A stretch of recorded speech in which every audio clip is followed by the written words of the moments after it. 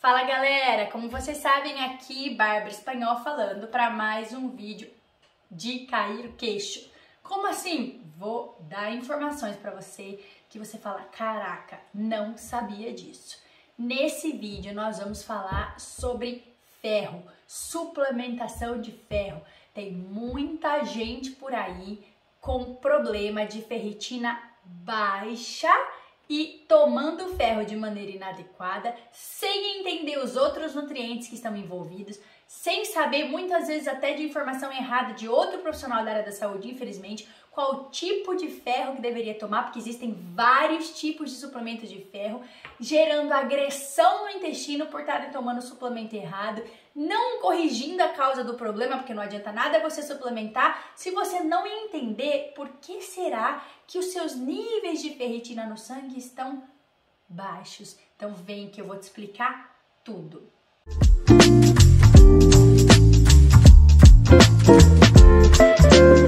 Antes de começar, vocês já sabem, eu ia pedir para você, por gentileza, dar uma pausa aqui no vídeo, ir lá, se inscrever no canal e ativar o sininho. Se você não entende por quê, sempre que você ativa o sininho, você recebe notificação e você não perde nenhum conteúdo quando eu posto. Então você tá logo de cara ali recebendo as novidades. E por favor, já me dá aquele super joinha, aquela super força, porque eu preciso da sua ajuda para estar aqui toda semana trazendo conteúdo de qualidade. Bom, vamos falar de ferro baixo, de ferritina baixo. Primeiro, se você quer saber como estão os seus níveis de ferro no sangue, né? Ferro é um mineral essencial para a formação sanguínea, essencial para todos os tecidos do corpo, essencial para a saúde da tireoide, essencial para você não ter anemia, essencial para você ter energia, disposição, bons cabelos, boas unhas. Então todos nós devemos ter bons estoques de ferro no sangue. Mas o que eu queria já te explicar é, o exame que avalia o estoque de ferro no sangue não chama ferro, ele chama ferritina, tá? Existem outros exames importantes, como, por exemplo, a saturação de transferrina, importante também a gente avaliar o hemograma, para ver como tá o hematócrito e a hemoglobina, caso a gente esteja investigando uma anemia, tá? Então não é só o ferro, mas falando de ferro em geral, se você quer entender o seu estoque de ferro no sangue, não busque avaliar ou conversar com o médico sobre o exame chamado ferro, e sim sobre o exame chamado ferritina. Então, ferritina significa estoque, armazenamento de ferro sanguíneo, ok? Tá. Bom, por que tanta gente tem deficiência, principalmente as mulheres? Tem homem que também tem deficiência, mas é mais comum das mulheres. Claro que pode ter a ver com o ciclo menstrual, mulher que tem um sangramento acima do normal, mas a maioria das vezes não é esse o caso, tá? Pode estar relacionado sim com uma questão genética, mas algo que pesa muito, é muito importante e a gente conseguiria melhorar, é a dificuldade do intestino em absorver direito aquele ferro. Então nós temos uma comunidade, digamos assim, de bactérias habitando o nosso intestino. E cada qual com a sua característica. Então existem inclusive exames genéticos que mostram que diferentes perfis de microbiota intestinal agem absorvendo de maneira diferente, agem gerando na pessoa até características diferentes. Então, por exemplo, algumas pessoas têm mais vontade de comer doce, outras têm mais vontade de comer salgado. Isso pode estar correlacionado com a microbiota intestinal. Então, além da sua característica individual da microbiota, que é sua, é claro, né? Quanto mais saudável você comer, mais você cuida bem dessa microbiota intestinal e mais você favorece que essas bactérias boas consigam absorver os nutrientes do seu intestino. Então, antes, no passado, a gente falava assim, você é o que você come. Hoje a gente fala, você é o que você come, digere e absorve. Se você comer, mas aquilo que você comeu foi embora junto com as fezes, não adiantou de nada. Então a gente precisa que você coma o alimento que contém aquele nutriente que você consiga absorver. E aí depende da saúde intestinal. Então quanto mais saudável for a sua dieta, se você não comer açúcar, não comer fritura, comer 80% pelo menos daquilo que você come de coisas frescas, comer 3 frutas por dia, comer pelo menos 50% do prato de vegetais e folhas todos os dias, comer carboidratos saudáveis ao invés de carboidratos refinados, como pão, bolacha, torrada. Então dá preferência para carboidratos do bem, como por exemplo uma batata doce, uma aveia, enfim, um arroz 7 grãos, uma quinoa, enfim, usar sopa com vários vegetais, fazer shakes proteicos no lanche da tarde com frutas e especiarias como canela, usar temperos saudáveis, tudo isso vai dar bons nutrientes para o seu intestino ser mais saudável e absorver melhor o que você come.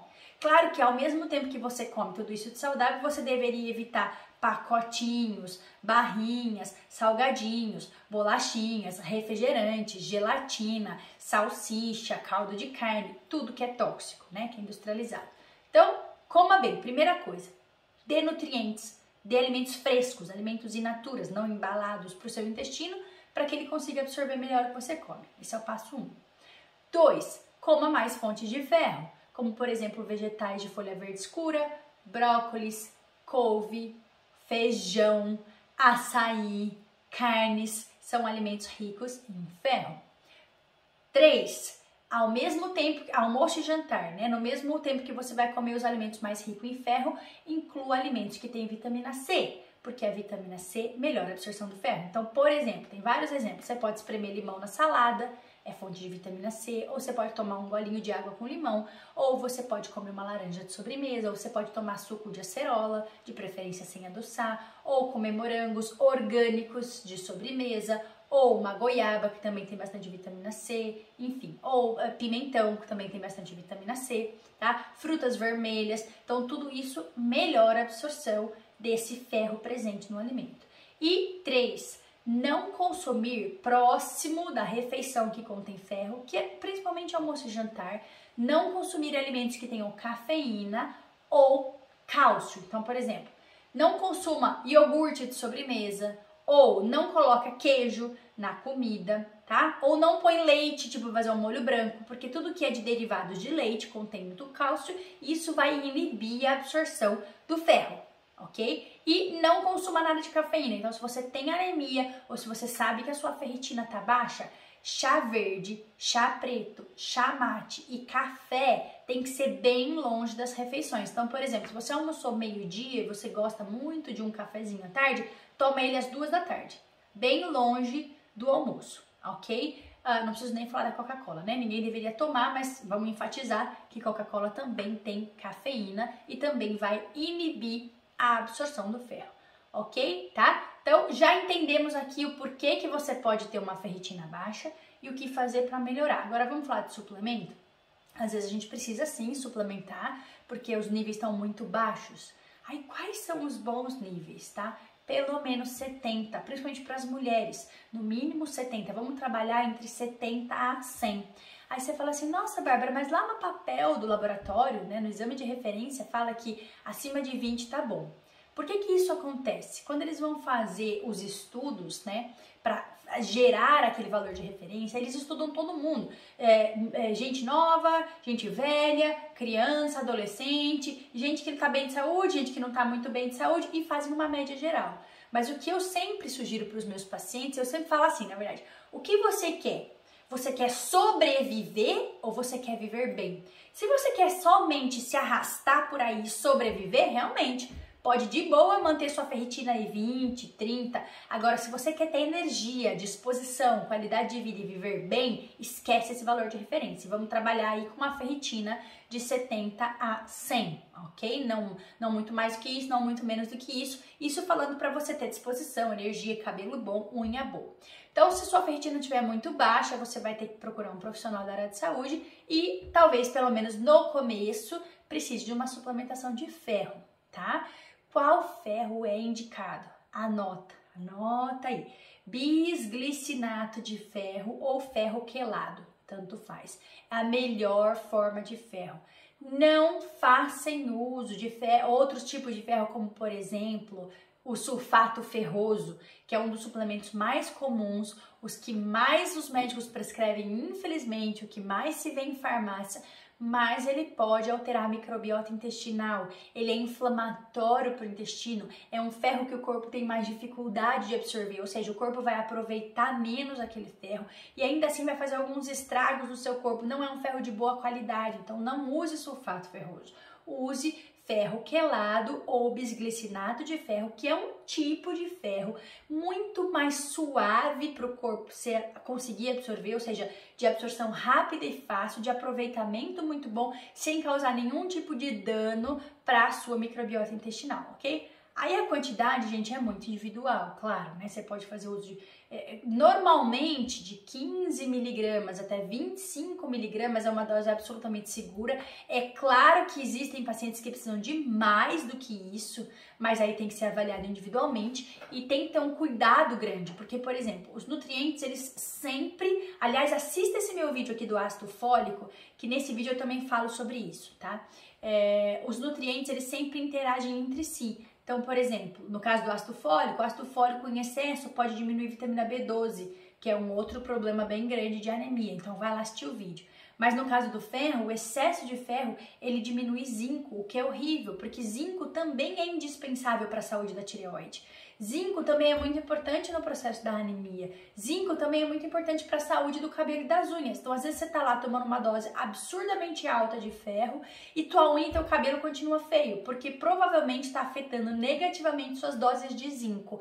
Então, não tome mega doses de suplemento sem acompanhamento de um nutricionista expert, de um nutricionista pós-graduado que entenda de interpretação de exames de sangue, que entenda disso que eu tô falando para você, tá? Então, normalmente a suplementação de ferro deve vir acompanhado com a suplementação de zinco e tem que ter um balanço similar entre eles, tá? Não pode ter tipo 40 miligramas e o outro 7. Normalmente, se você for dar, por exemplo, 20 miligramas de ferro, 25, daria algo parecido de zinco, tá? De 15, 20 a 25.